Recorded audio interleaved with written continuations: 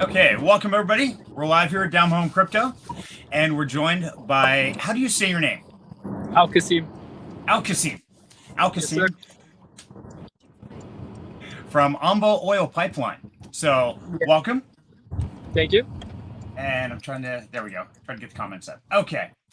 So, Al-Qasim, so now this is Ambo Oil Pipeline is a very unique concept here. For the blockchain, yes. Yeah, it's, now for those who don't know, Ambo Pipeline is actually trying to solve a problem that currently exists, right? Yes, sir. Okay. Tell us about it, if you would, please. For sure. So Ambo Pipeline runs through 3 countries in Europe, which is Macedonia, Bulgaria, and Albania. It's about 815 kilometers long, and the idea of it is that it covers... So right now, the tankers go through the Turkish Straits, which are the narrowest straits in the world. They're only about half a mile wide, and approximately 1,000 ships go through there a day. And what happens is any bad weather, any political unrest, anything that goes wrong, it's a minimum delay of almost a week. And then that goes up like all the way to over a month. And it's something as simple as like, one port gets shut down because they're short staffed. And like, we know what that looks like in the current market conditions. There's a lot of jobs. There's not enough people working, all that stuff. This is the problem that we're trying to solve. And on top of that, the geographical terrain of those 3 countries, the size of the truck tankers that go through is smaller than the full size ones that they generally have. And it takes about 3 to 4 days to finish this, we'll call it a 900 kilometer drive. It's basically 550 miles, give or take. And it takes 3 to 4 days to do it in those big trucks. So our pipeline will be able to do that in less than a day.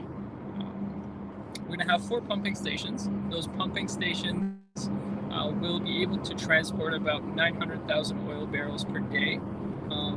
And we're looking approximately $2 to $2.50 per oil barrel transported. So we're looking at a revenue of close to $2 million per day. Just a little over 700 million per year. The nice thing is, this is a first pipeline out of 3. The 2 and 3 kind of continue the transportation of the oil, but it will be on the other side of the Caspian Sea, so Kazakhstan.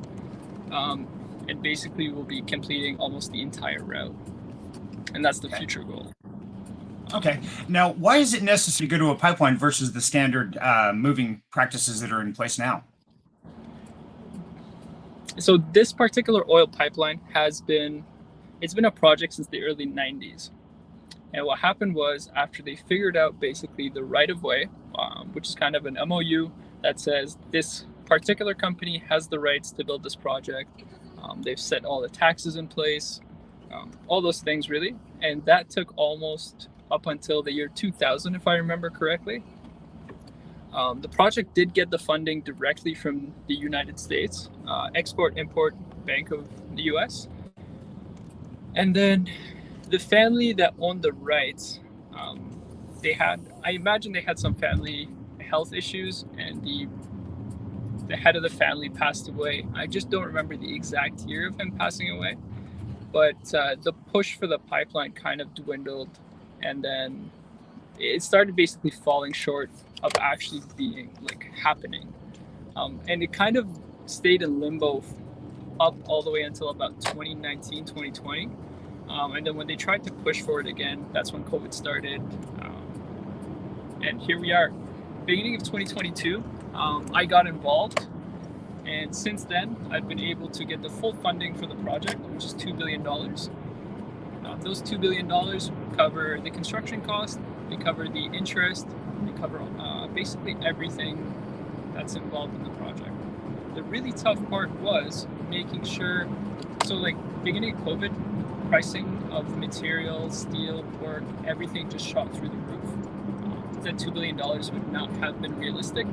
However, now that things are back to where they were, in some scenarios slightly cheaper, so we will actually be able to save some money, get the project done in time, and do some cool things. So all of that Okay. has been, it hasn't been finalized. We just have to sign our contracts, and those contracts are pending due diligence. So the due diligence section just makes sure that there's no pending lawsuits against the company. It makes sure that none of the directors involved, none of the executives, basically nobody that's involved has a lawsuit against them, has done some like really bad things in the past. They haven't stolen money, owe any people money, things like that. And I can assure you that is definitely the case. There are nothing bad that's pending about anybody involved in the project, but it is a formality and it needs to be completed. So that's going to take about 2 weeks after. Well, we have an NFT mint going live on the 17th, which is going to be 1 week, one round. If you get involved, you're going to be involved. If you miss that week, then you might never get a second chance for this pipeline. You might get a chance for the second and third, but you won't be on the priority list. But by grabbing the NFT between the 17th and the 24th, you will have an opportunity to be at the very top of the list of the future things we do. So it's, now that's very unique as far as, an oil pipeline company coming to the DeFi space, looking for investors and people to partner with. That's definitely a bridge from real world revenue system to what they call the DeFi or the degens of crypto. Yeah. So it is very, very important to say the traditional businesses right now, they're not even looking on the blockchain or the crypto side just yet. And we want to be the first ones to really start laying down the footwork of that happening.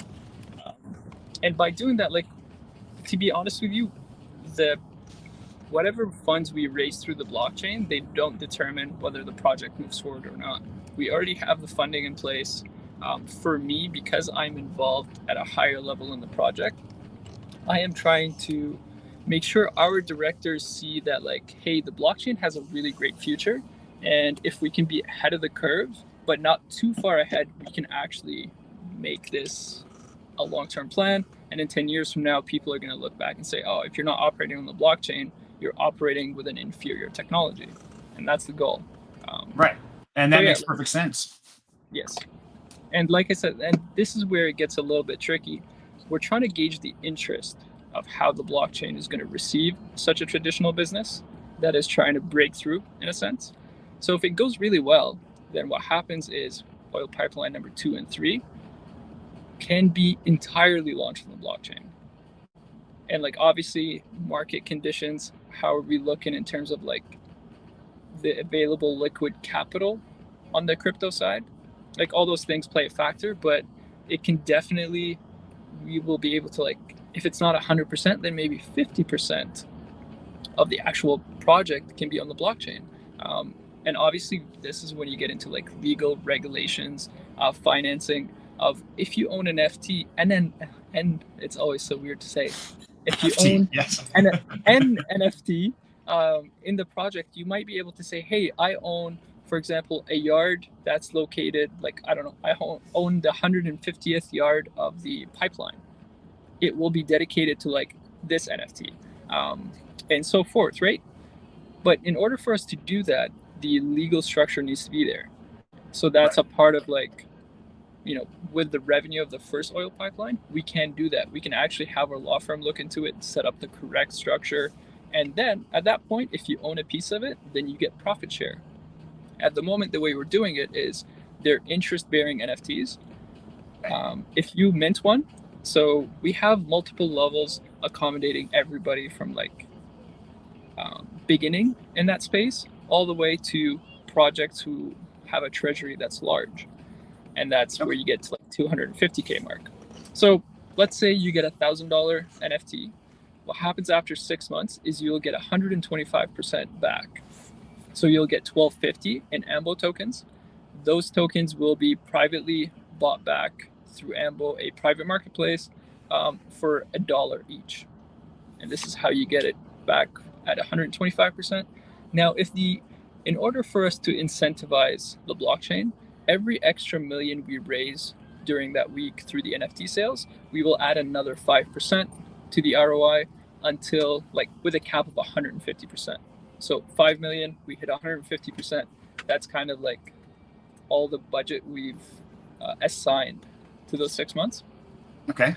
And then after that, it will pay you 20% per year as like interest for basically buying the NFT for a minimum of 3 years. What's going to happen once the pipeline is up and running? Yep, go ahead. Oh, sorry. Now, when you say a minimum of 3 years, what do you mean by that? I mean, 3 years is a guaranteed. So how could that long could that go? Exactly. So because our project takes 3 years to build, so it takes 12 months to do the environmental study, which basically just makes sure that we're not impacting the like ecosystem where we're going to build the pipeline. The nice thing is we're running the pipeline along a highway that's already been built, which means the highway needed to do a environmental study and make sure that it didn't impact anything. And this is why, like, for me, it feels like a formality to do this, because it's one already in place. We're not going through any cities. We're not going through any like, not livable, but like populated areas, if you will. Right. So there's like very little impact, and we want to make sure we can add as much as we can. So for example, we're actually to work with internet companies, phone companies, any sort of like electrical infrastructure.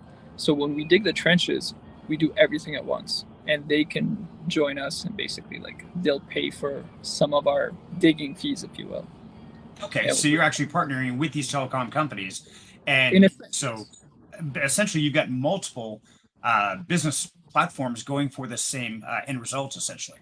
Correct. And like I can't say we're partners, but we are working with them to say, hey, if you would like to run some lines, we're already digging these trenches. Why not add some extra things to your infrastructure for a lot cheaper? Just kind of like, right? If you have the opportunity, do it.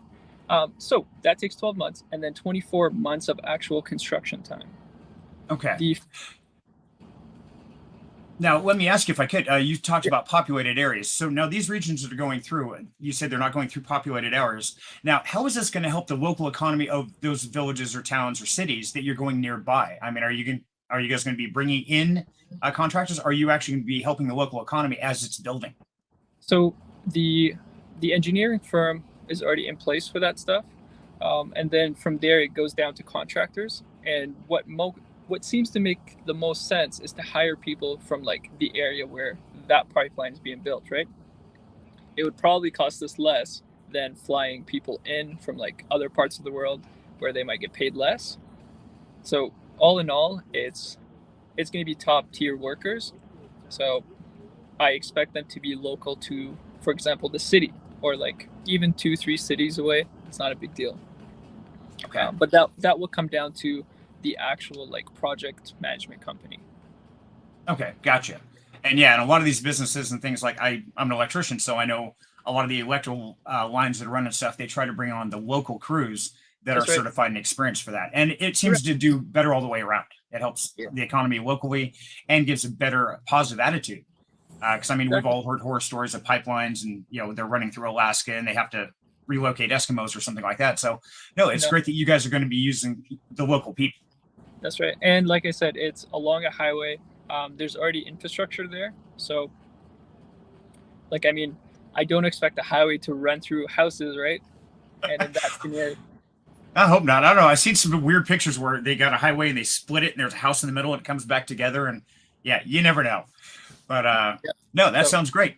Now, so that's let me where ask. The 3 years come in. Sorry. Okay. That's where the 3 years comes in. And let's say what's today? Today's the 5th. Mm-hmm. So let's say today is November 5th, 2025, and everything's completed and it's ready to operate. If at that time we have a legal go-ahead to be able to say we can now add some like profit share, then we can do that. We can actually like back the NFTs with revenue percentages. But I don't want to promise that, because obviously that depends on regulations, legalities, and like whatever the securities exchange deems at that time. But that's why I say it will be at least 20% for at least 3 years. Okay. And that makes sense. And I've got the white paper up here real quick. So let's run through the levels real quick. So you've got level 1 through elite, and that's $250 up to $250,000. Yes. and 8 different levels. So I mean, that gives pretty much anybody an opportunity to get in there. That's the goal. The goal is in order for you to enter the oil and gas industry at the moment, you need to have like family ties of oil and gas and big money, where this is going to be the first privately owned oil pipeline in all of Europe. So we have a very unique opportunity at hand to be able to like spread it out into DeFi, into blockchain, crypto, all that stuff. And we want to lay down the path forward for like other companies, except at this hand, we're going to have the first mover advantage. Okay.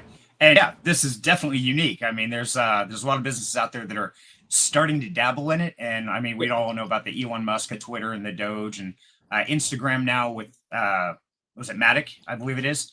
And yeah, things are definitely starting to move that way. So, I mean, the fact that this is an oil pipeline, major industry, and like you say, it's always been controlled by kind of what I call old money, that old family money.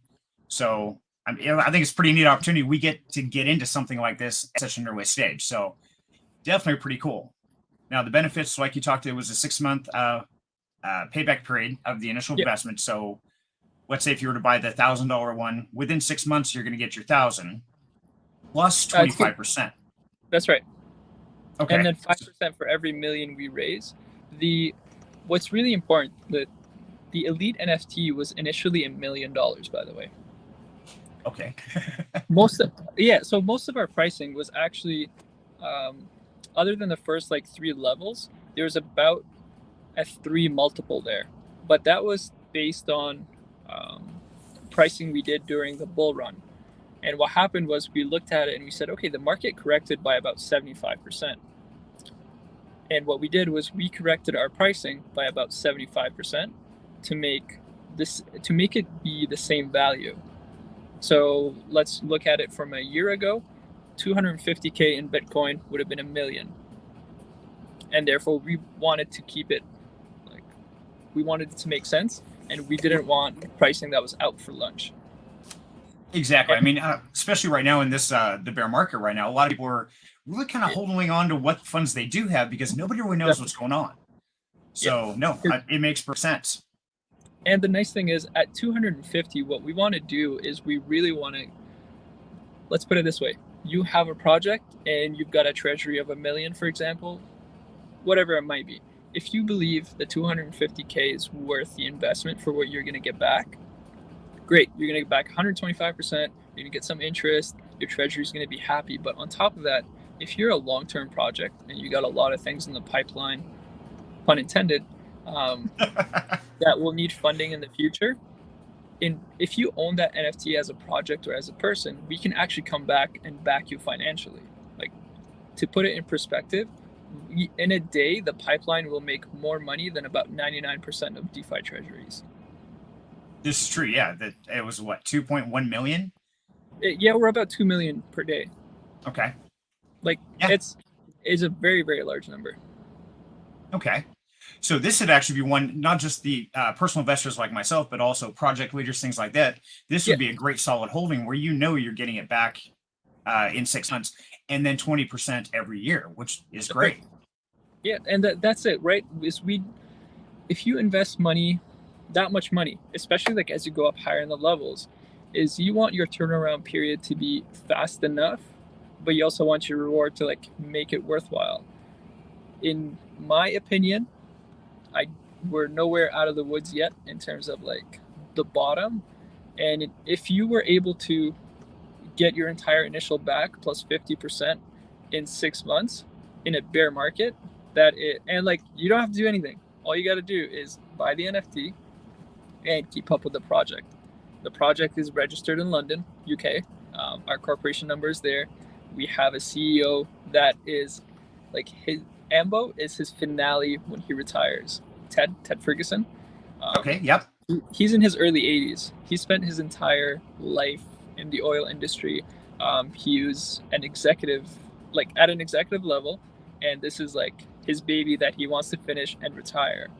Same thing with William. William, less of an extent of like specifically Ambo, but he is good friends with Ted, and that's why he's on board. And for me, I'm doing the strategic side. I'm very pleased and blessed, and like sometimes life is crazy and it offers you crazy opportunities. But for me, it makes sense. I have family in the oil industry, so somehow this working out for me just makes sense, and I'm able to actually bring on connections. I'm able to bring on new connections that are like operate in the States, for example, Texas, Middle East, like that kind of thing. And it helps time from there. So No, and that's great. And this is kind of the crown jewel in the cap for Ted. I mean, that's a serious driving force. I'm a little bit getting up my years, so I understand what it's like to, okay, I have to accomplish this at the end of my lifetime. So yeah, that's a serious driving force there. Yes, exactly. And it's I don't want to say it's time sensitive, but the predictability of his health like kind of declines as you get older. So for us, like, you know, in order for you to like make sure those 3 years are, you know, the best they can be when you're above 80 is a little bit different. It's you got to make sure, you know. Exactly. So, and we got a question here from Mark. Says, what are your credentials for this kind of project, and what kind of experience do you have in this field? So the oil field in specific, I'm new to it. However, I hold an accounting degree. I'm going for my CPA. I've been in the consulting side of things for over 10 years. And this is where I come in. Most of my direction is really towards the blockchain, and that's what I'm pushing for. The thing that cemented my role in the project is actually being able to get the entire funding for them. So funding previously was offered by, like I said, the XM Bank, Export-Import Bank of the United States. The terms were all right. They were definitely nowhere as good as the one that we have right now. So we have one private funder now. We have two private funders, but the second one will actually absorb the first one, and they will have like the entire loan under them. We're like, man, we can loan money out and we can make money right now, like to banks of the world. Like that is the massive difference between the interest levels we're paying and the previous ones that were on paper. And that's like, man, I can't even describe it, but like being able to secure that deal and being able to have one large private funder do the whole thing was really what nailed my my position into the project. Okay, and that makes sense. Now, as far as this pipeline goes, I want to go back to this here real quick. So yeah, give me 1 sec. Oh, no, that's not the one I want. There we go. Okay, so now one thing I want to point out here is you start looking at this image here of all the pipelines and stuff, and these are kind of going across there. Now, I know in the white paper I read about talks about that a lot of this oil is being moved now through vehicles. And so you're talking about carbon emissions, you're talking about possible oil spills, all these kind of things. So like looking at these pictures, these pipelines, how susceptible these are to the elements or to problems that could create a spill down the line? I mean, as far as safety goes and things like that, what's the difference between vehicle transportation versus pipeline transportation? So efficiency and the amount of actual vehicles on the road or on the water. And in this case, like if you think of a spill, an oil spill on a strait, on any body of water, it means there's a ton of cleanup to do. It has a ton of expenses into it, let alone the impact, like the greater impact on transportation in that area. And obviously the carbon footprints of the ships, of the tankers that are going through, everything that's involved takes a toll. Where in our scenario, we only have 4 pumping stations to do the entire pipeline. On top of that, we have we're going to have 6,000 workers on the field and 600 operating staff.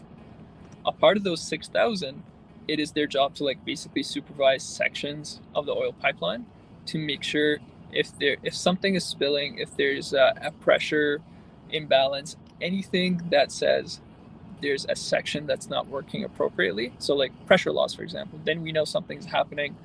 We can be on it in real time. And they can be either driving along the area where the pipeline is. They can actually be in a helicopter observing, certain sections of the pipeline, things like that. It's there's going to be a lot of people working, which is kind of weird to think about 6,600 people as employees.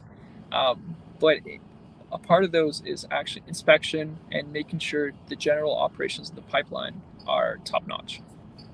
Okay. And if something's And wrong, we can shut it down for a few hours, fix it, put it back up. Even if it's a few days, the amount of delays that can go in place in a worst case scenario are still less than just bad weather in the Turkish Straits. okay.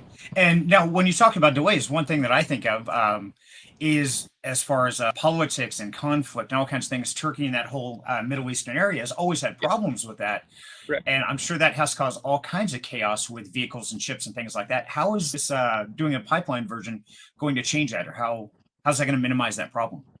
So it minimizes it by the fact the three countries that are involved, there's only three countries involved instead of like going through water where there's many countries involved.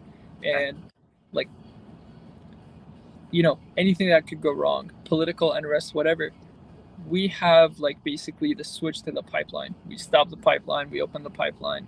And in our scenario, we have contracts with each country that says we operate in your country, we pay you these taxes, we pay you these like operating costs, we hire this many people from your country, in a sense, and like the rest is easy. If they're having problems, it's more on a political side than like an oil pipeline underground where like it's privately operated. Okay. Kind of out of sight, out of mind sort of thing going on. Yeah, pretty much. So, okay. So now you said you've got all these contracts already signed. So the governmental aspect is already pretty much approved there. There's nothing that you're going to run into. It's really all about environmental, right? That study. Correct. And so when you operate in Eastern Europe, the the way you need to operate is a little bit different than operating in North America, for example. So if there are hurdles along the way, what it means is that there's going to be additional costs to it to make sure that like I don't know, let's say there's a problem in like 25% along the way of like building the pipeline, then that means there needs to be like adjustment and basically small pivots that cost money because we are changing the plans. Okay, the plan has been changed. The all the costs associated have been taken care of. Okay, cool. Now we can move to the next step. Okay. Now, is the amount you've already got financed and stuff, is that already taking into account any little hiccups you might run across the way or any deviations you might have to do? Yes, yes. In our contract, we have a stipulation that says in the worst case scenario, we run out of money, we can borrow more money as long as we can prove that the pipeline has been moving along and we can prove how we came about running over budget. But we do have enough of a cushion, a comfortable cushion for interests and for going over budget. Okay. Sounds good. So, we got another question from Mark. So, the Ambo pipeline project has been dormant for over a decade. What promoted the revival? A new director and myself. Okay. That's Some fresh blood. it's fresh blood. The family, we're basically the family, like the family that owned Ambo rights. They're getting bought out, and we're taking full control and ownership of the pipeline. Okay. Yeah. So, sorry, I was reading comments there. Yeah. Okay, so I think we've gone over the NFTs now. As far as the NFT goes, so once you buy an NFT or hold that, are those funds going to be paid out to whoever the holder is or to the wallet that purchased it? Meaning, are these NFTs going to be transferable? Whoever the holder is, we are going to work on making sure that in the event of a sale, it'll actually track that. It'll say, okay, you owned it for 3 months, then like you're eligible for 3 months. If you owned it for like the whole time, then you get the whole thing. But if you sold it immediately after minting it, then like whatever, you get like 10 minutes of the associated interest, for example. Okay. We'll have things in place to track it and make sure, there's no way to take advantage of somebody that like you're buying it from or you're selling it to. Okay. And so this, you could actually get this and then give it as a gift or a prize or something like this. It's totally transferable. Correct. And so the really cool thing is the NFTs are made by Insurify Finance, which is a project that's launching next month. It is the first NFT of its kind. In the scenario of your wallet being hacked, let me make this much simpler. It's the first NFT with two-factor authentication for transactions. In order for you to make your transaction happen, you actually need to have the two-factor authentication set up with your wallet. And this will go in place like very soon. But for now, the very first one, it will actually be, if you do a wallet-to-wallet transfer, the transaction will be pending until Ambo themselves approve it, or the NFT marketplace that you're trading through approves it. And in this scenario, it's just to make sure there's no exploits. If there's an exploit, if there's a hack, we can actually freeze the transaction and revert it back to the owner.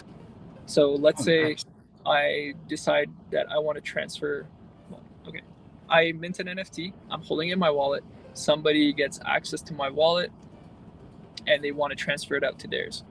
The transaction will be frozen, and once we realize there's an exploit, or like somebody that brings it up says, hey, somebody's trying to transfer out my NFT and like I did not trigger it, we will freeze it, bring it back to the owner, and from then we can actually do one out of two things. We can either send, like, they will request to send it to a new wallet that is theirs, and we will approve it, and then like they're no longer working with a compromised wallet, everything is good, carry forward. Or like, if they choose to keep that wallet, it's up to them. It's not it's not my business. It would make sense, but I mean, yeah, if you want to keep it, hey, you're welcome to. That just means everybody else has access. Exactly. So does that mean during the minting process there'll be some form of KYC that'll happen when you mint, or how's that going to play? No, we're not going to do that. We're going to do it in you can actually do messages on the blockchain from one wallet to another, and that's very likely the route we're going to take, because then we have additional ways to make sure like that is the wallet's owner. Okay, and that makes sense. If you hack or exploit a wallet, you don't necessarily have the access to it, but you've been able to get authorized like a limited spend on it. So if you're interacting with a fake website or like something that's trying to drain your wallet, what is going to happen is you're going to approve either unlimited spend or anything that says they can transfer out anything they want, not necessarily just the token or just the NFT that you're interacting with.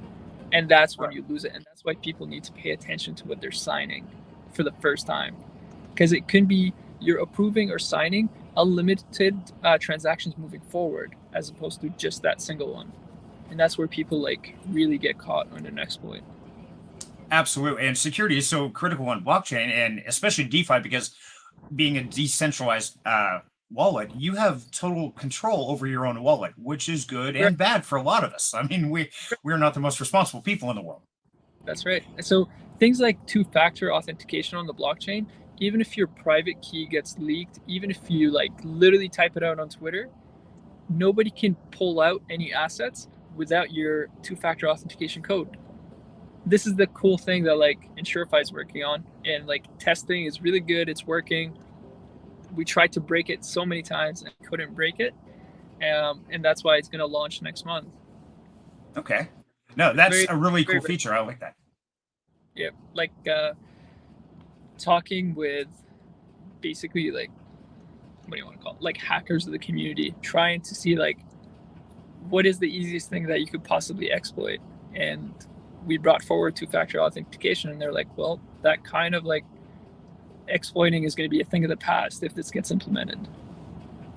So it's nice to hear, like, although they're not the greatest people to deal with in terms of like they're the ones exploiting you, taking your assets, but to get a response like that is powerful. It is, and I think that's one of the things that I ran into here in the blockchain is not only the difficulty to create a wallet, but literally how many things can go wrong and how susceptible they are to that. And if we're trying to move DeFi or crypto to the mainstream, which is definitely being worked on in all facets of the world, there's got to be a lot more security to it. So this is a next generation level of security of NFTs. So that's pretty cool. Yeah. So, okay. Now, the NFT launch goes on sale the 17th. Is that correct? 17th. That's right. 17th. Okay. And how long is that minting process going to run? 7 days. 7 days. Okay. So why only 7 days? Why not like, 2 weeks or 4 weeks or? It's more of an urgency thing. Like, we want to see what happens in 1 week. 2 weeks was on the table, but I think for what we're doing, we really want to just push it down to a week.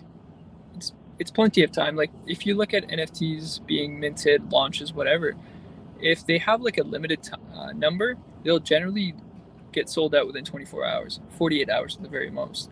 So I think 7 days where there's like your time limited as opposed to number limited makes more sense. And it also leaves people the opportunity, like if your time zone, it's like 3 a.m. when the launch happens, you don't have to worry about staying up till 3, making sure like you're putting in enough gas fees to get your own. No, like you go to bed, wake up the next morning, you buy one, it's still there. Like you're not going to lose anything. Okay, so and now there's no limit of NFTs then? No, but it's only 7 days. Okay. Is there a soft cap or a hard cap on the value total? Internally, our goal is 5 million. If we're able to hit that 5 million, like, hey, if we hit 5 million in 5 days, there's a very good chance we're closing it. Well, yeah, that would make sense. Okay. Now, is there a soft cap to where if we don't attain that, then we're just out of luck, it's not going to happen, it just reverts back, or what's going to happen there? Yeah, so there was like an internal soft cap, and that was about 1 million. But based on a few conversations we had yesterday, just one of our investors is willing to go above 300. So if we have one person that's currently dedicating 300K just for our project, I think we'll be all right. We're going to do it, like I said, if it's a bust, which I don't think will be the scenario, we'll still, whoever bought, they got lucky, they're included. Whoever didn't buy, like, I'm sorry you gave up on our opportunity. Hopefully next time, like, they'll be more intrigued in what we do. But right. And I think that's definitely a lot of people are gonna be watching this, is how does these big corporations, how can they utilize DeFi? And maybe we don't get as many people diving in, and I think the DeFiers will, but there's going to be a lot of eyes on this going on as far as the bigger corporations, whether it be telecommunications, it'd be retail corporations, whatever it is. They're going to be watching something like this, like, okay, hey, they're paving the way. We want to follow that path. So this is kind of cool being part of this. Absolutely. That's why we want to do it. It's like, as lucrative as the oil and gas industry is, being able to be a part of history is worth more than the money it comes with. Absolutely. So got another question here from Mark. So how do you generate the returns, or sorry, how do you guarantee the returns you listed before the project is even completed? So our first round of funding alone is $500 million, and the interest we would have paid on, let's say, 5 million, between the closing costs, the facilitator costs, like all the little fees we have to pay, it's actually cheaper for us to pay 50% over like the 6 months, because we start getting our money within 90 days. Okay, so instead of getting a little loan to get the bigger loan, it's the NFT sale instead of the little one, and that interest literally generated. Yeah. Okay. Yeah. So let's say we raise 5 million, and us paying out 2.5 million after 6 months is still cheaper than 5 million through lenders. Because there's so there's setup fees, which are usually between $500,000 to $1 million. When you close your loan, it's about 2%, and the current interest is ranging anywhere between 10 to 15%. So like you could see where this is going really fast, and there's usually like a period of time where you have to give them a heads up saying, saying we're closing our loan because we have enough money now. And they go, okay, there's a penalty for that because you're closing your loan earlier than you're supposed to. Right. I love that idea. We're going to punish you for giving our money back. How does that even work? Financial industry is amazing how they figure out ways to get money from it. Absolutely. So I know we kind of covered this earlier, but Justin Collins asked, do you need the NFT sales for the project to start? No, so we don't need to do that.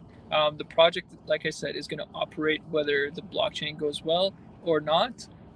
It's not going to impact our business. Okay. We're going to basically, what it's going to do for the future is we're not going to come back to the blockchain. That's what it means. Right. So, I mean, really, it's kind of our responsibility to say, hey, we want real world businesses. We want corporations. We want all this entity. Now it comes to us investors, all the people in the crew, the people watching this on YouTube. We are the ones who can make this happen. So we keep saying it. Now it's time to either put up or shut up, plain and simple. Exactly. Put your money where your mouth is. Exactly. So no, And I I put mean, all my money where my mouth is right now. So I hope it works out. well, I definitely plan on investing. I'm going to get one because, yes, I believe that we need to, if we want to make this future, we've got to encourage it, we've got to drive it, and we've got to support it. And so when Sure. calls like this, calls to action that I call them, show up, we've got to show up. Put your hat coat on, get out there in the crowd, and say, yes, we support this, and this is a great way to do it. So I'm personally very excited about this. Perfect. Me too. Cool. So Mark's got another question here. So how did you come to meet Ted Ferguson, the CEO, and could we hear from him in the future AMA? I will do my best to get Ted on an AMA. Ted is he's usually in France or somewhere in the UK or is in Portugal. He's hard to get a hold of directly, but I got a hold through Ted. I got a hold of Ted through one of his friends that he works. I don't know if he works for him, but they're family friends, if I remember right. And he's the main director. He's the one that's been putting basically the people together. He's the one that went to Ted and said, "Hey, if I find 2, 3, just one person that wants to buy the family out, will you stay on as a CEO?" And this is how this whole deal happened. Is we're actually getting to keep Ted as the CEO, even though like the company on the back end is changing owners, but Ted is going to stay on. Like that's the goal. That's why this project is going to work, is because of Ted, him being a CEO. Because as far as the project history goes back, he's the one that's basically closed the deals with each government. He's the one that negotiated the like fees and the taxes and all of that stuff. He's the one that's done all of that. So it would really suck if he's not included, if he did all the work, you know? And like you said, Ted has been in this stuff for a long time. It talks about in 1965 on being transferred to project management. I mean, that's a long time in the oil industry. I mean, this guy knows it better than we know anything else. Plain and simple. Yeah. So, Yeah. Very cool. Very, very cool. So let's see if there's any other questions here real quick. I lost my train of thought here for a second. No problem. It's great when you get all these things going. Now, tell me about how did you end up choosing to team with Delta Finance? As far as, I mean, there's a lot of DeFi projects out there. What was it that made you go to Delta Finance, or how did that partnership arrive at? So both Delta Finance and WarFi, the guys that are behind it are helping us big time, including their advisors. So they were great believers of Ambo, and they're great believers of us like working on the back end. They've seen how much work we've put in. So they're gonna actually, what do you want to call it? They're gonna lead our marketing campaign. They've been incredibly great to deal with, and also the model makes sense.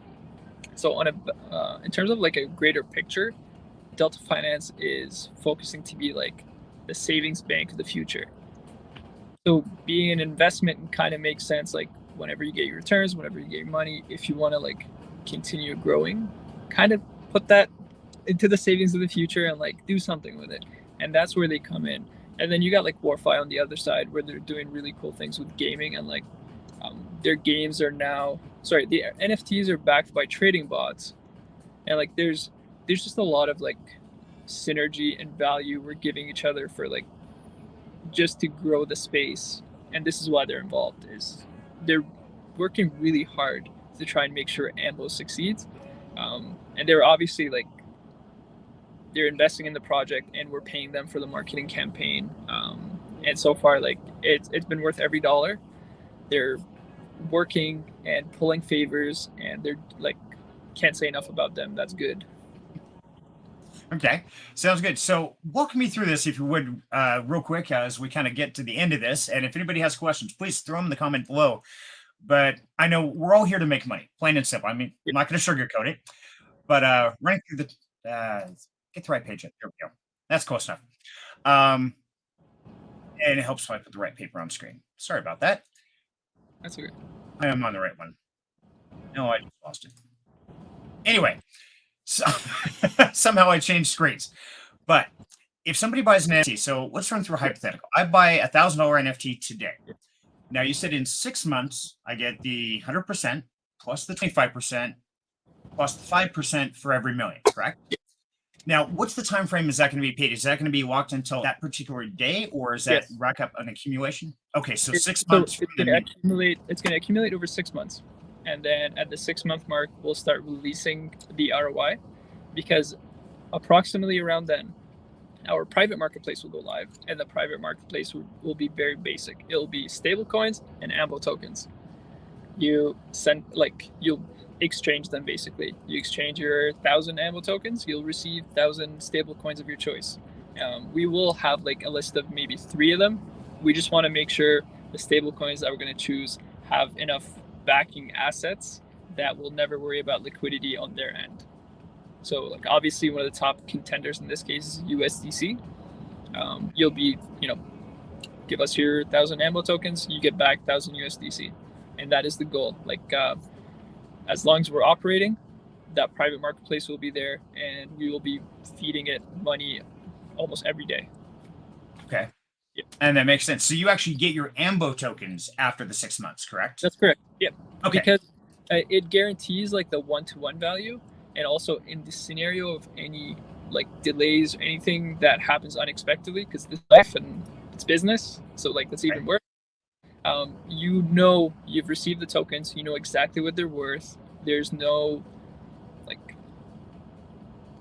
question of like what you're getting, right? So if we promise like stable coins directly and our funding takes an extra month, like you're not going to be happy as an investor if you got to wait another 30 days for your stables. However, you have the Ambo tokens in hand, it's a little bit more bearable. Okay, and that makes sense. Yeah. So no, that was my biggest question was, how's this going to work? How's the returns going to play out? And so these are essentially just going to show up in your wallet, and then it's up to you to go exchange them for a stable coin at that point in time. Yes, one out of 2 things will happen. We'll either airdrop them based on like the wallets and amounts invested and stuff like that, or they will actually go into our site and sign in with their wallet and claim the tokens that we owe them. Okay, sounds good. And now I haven't seen any representation. What are these NFTs going to look like, by the way? They will be likely live next week. They will be an oil pumping station. Okay. So like, and they will be obviously, like an actual oil pumping station, and they'll have like obviously different colors, and they'll be numbered. The highest NFTs, like the higher levels, will start at the lower numbers, and then they'll go up from there. Okay. Makes sense. So yeah, everybody wants to get the elite one here. I mean, that would be awesome to get one of those. Kind of out of my price range. So okay. Okay, so Mark's got another question. Thank you, Mark, for all your support. I appreciate it. So is Ambo your primary job? Are you working in other areas? It is definitely consuming about 90% of my time. Everything I've done for Ambo so far has not been paid. I've done it as like sweat equity, if you will. The second portion of what I do is on the Insurify side, which was started approximately the same time. Both projects have been zero money paid to me. It's been 100% of my time, and it's been working with teams on both ends because we believe in what we do, and that has been going on for at least 8 months. So 8 months of multiple people working crazy hours, no pay, because they believe in the business and the vision and are constantly working to make sure it's realistic and will produce results, as opposed to like a complete pipe dream. Another pun. And that makes sense. And I always think of the movie In Pursuit of Happiness with Will Smith, where literally has to go through the whole thing for a year without pay. But what he comes out with the other side is truly worth it. And so I think in today's society, it's too much. Well, I just did this, so I need this right now. It's like, no, that's not how this works.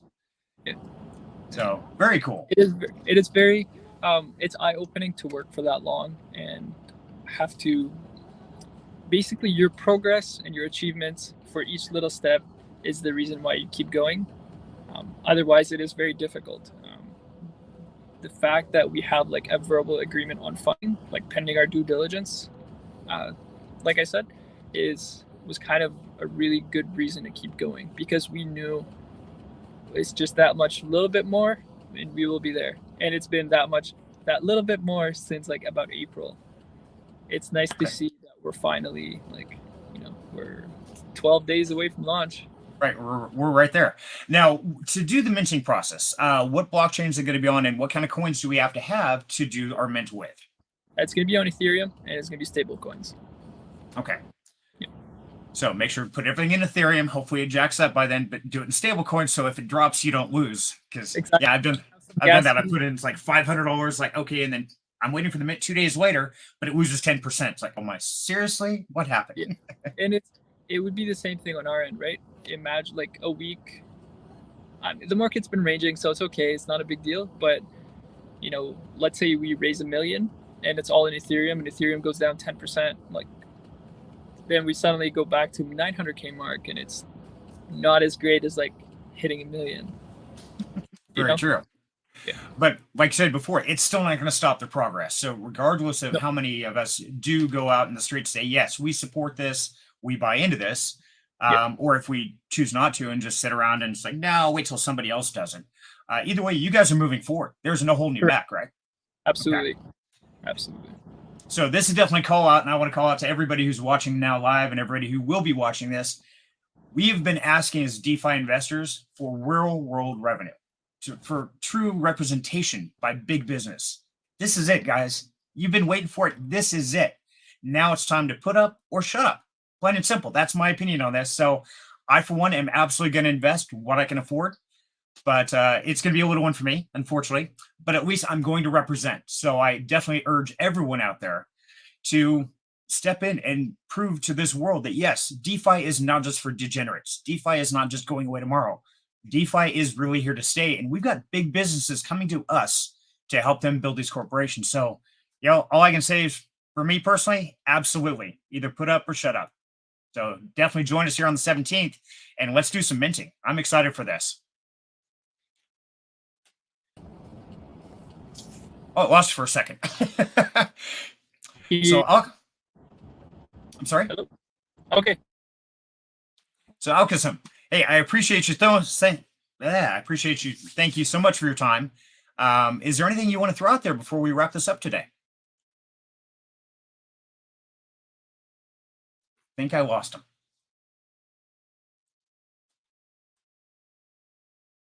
Yep.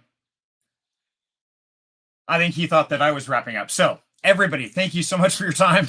Alkasum, if you're still there, thank you. And if not, then we will catch you in the next one. So everybody, have a great rest of your Saturday, and we'll catch you next time. Take care.